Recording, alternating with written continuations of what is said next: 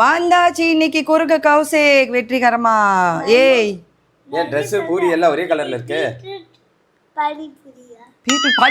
பானிபூரியா? Mummy specialist. எவ்வளவு பெரிய பானிபூரி செஞ்சிருக்காங்க பாத்தா. பானிபூரி இல்லம்மா, வெறும் பூரிமா, பீட்ரூட் பூரி. ஓகேப்பா.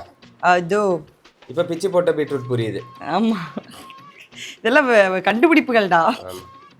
இது வந்து egg masala, egg fry, egg கறி, அதாவது கேரளா ஸ்பெஷல். நாங்கள் வந்து மரம் ரெசார்ட்டில் சாப்பிட்டோம், செம்ம டேஸ்ட்டாக இருந்துச்சு அங்கே போனப்போ. அதையே நான் இன்னைக்கு ட்ரை பண்ணேன்.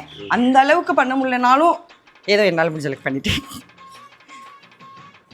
என்ன எத்தனை முட்டை போட்டீங்க உள்ள? 2. இவனுக்கு இவன் பாவம் எப்படி சாப்பிட முடியும் காரம். பிரேக்ஃபாஸ்ட் பிரேக்குக்கு வந்து பனானா தான்.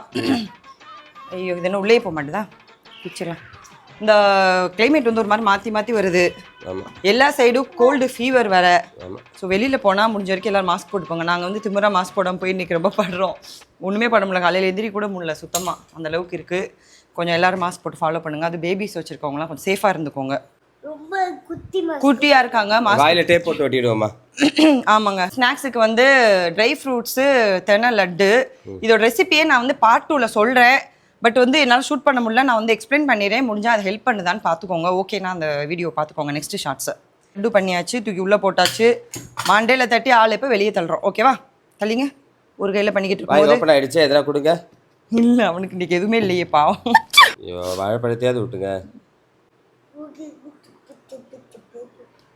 இது தானடா காலையில் எழுந்துச்சு வரேன் நான் கீழே.